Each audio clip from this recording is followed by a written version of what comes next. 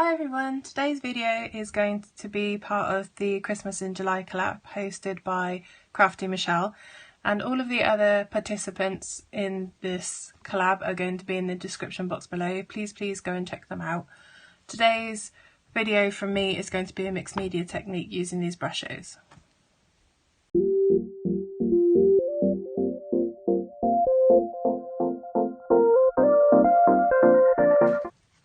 So these are some of the backgrounds that I've made.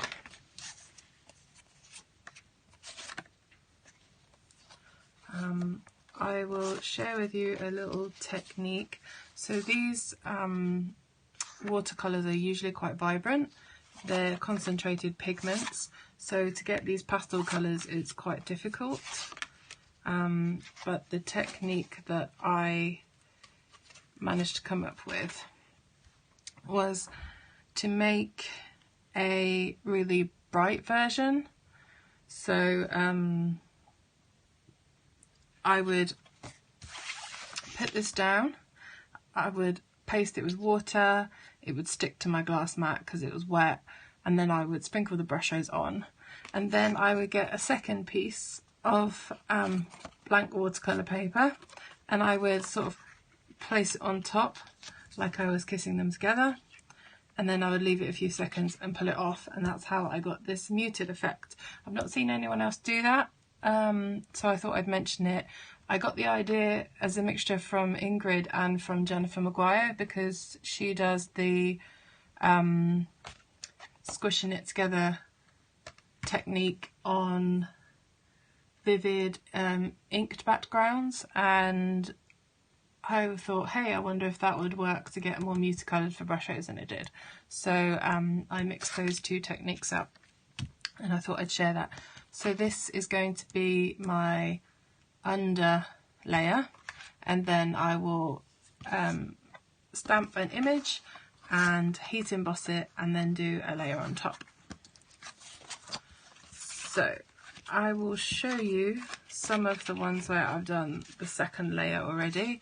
So I decided to use this stamp set from Visible Image. I actually got rid of a lot of my Christmas stamps. It's a long story, but I decided that I didn't like a lot of the Christmas imagery. Yeah, so I'm going to stick with things like snowflakes and stuff for Christmas. So yeah, this one is one of my favourites. I love the grungy sort of element and the splatters, and I thought this would work great for this mixed media technique.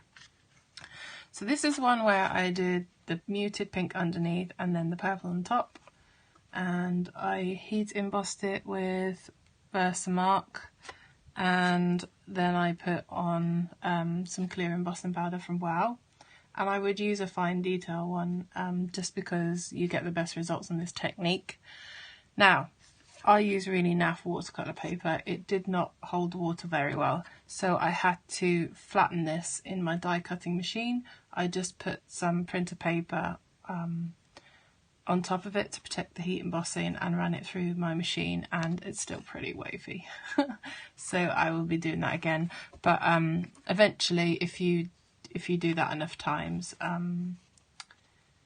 it will go flat. I wouldn't recommend putting this through your laminator because it might take your heat embossing off, so unless you want to do that and take your heat embossing off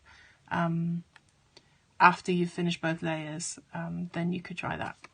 So I'm going to make these into some cards next. I also used the Rays of Light one, and this doesn't look like a Christmas stamp at all, but I thought it would make a good New Year's card because it looks like fireworks. And then I started playing with it. I did some dark blues. My first layer was yellow. The only thing I didn't do well is that because these are water activated media and I put too much water on my cardstock or used a naff cardstock, some of the blue pigment seeped into the underneath and then back up through my heat embossing a bit, so some of my yellow looks a bit green, but I'm still going to use this. I might darken the colours with some ink blending just to make it look more like a night sky. You could also do multicoloured patches, so you had multicoloured fireworks in the background. I'd probably try it again with ink blending if I was going to do this one again, but I like this. I thought it would make a good New Year's card. And then I was repositioning it on my stamp positioner, and I noticed that this way it kind of looks like is it the North Star? The one that appeared above the stable for Jesus. So I thought that could make a cool Christmas card. And then here's a couple more that I did with the snowflakes. This one I can't decide if I want to put another layer on or not, because I just like it the way it is. Yeah, I haven't decided, but I do really like it. And this one I just did the same blue tones, because when I realised that the layers were mixing together, I figured if I stick with blue it won't matter too much. And this one I added in some shaved ice into my embossing powder. I will just try and show you it if I can find it. Yeah, it's by Stampendous, but you could, to be honest, you could use any glitter or chunky stuff. I think this is formulated to be used with heat embossing, and it takes the heat quite well. The only thing is it doesn't stick to the embossing powder, because yeah, it just doesn't. It tends to fly away. So I heat set the embossing powder from underneath, and that way it trapped this little glittery bits into the heat embossing, and I thought it's really pretty, and I thought this would make a really good guy's card. So I will come back and show you what my finished cards look like. So these are my finished cards. I used the snowflake one just as a main focal image on this card with a Posca pen and a simple sentiment. I used the offcut with a silver glitter die cut for this one, and I used my pen just to add some interest. This one is similar to the first one, but I actually removed the heat embossing from the snowflake, and I use another embossing powder around the edge with Dazzle Versamark ink and some clear glitter embossing powder that has this real silver shimmer to it, and that tied in nicely with my silver sparkly die cut. Another card from the offcut, and I really like this one. I think it's really simple. I like the proportions of it too. Then I did the same heat embossing lifting technique for these as well. This one was the one that I said looked like the North Star. I'm not sure if that's the right word. I'm still going to have to check that, but I just used some simple gold card and black card to mount that in, and I really like it. This was my New Year's card. I hope Michelle doesn't mind me sneaking in a New Year's card. And okay, these ones have a funny story, because I thought that if I had a glazing medium layer over the top of my first layer of Brushos, that would keep the two layers of colour separate if I was to do, say, this technique again. But I actually made it non-porous by adding the glazing medium, which wasn't a good idea because I can't put more brushes on top now. So what I did instead is I used my big brush markers. I actually used a brown, but they're the pens I'm talking about.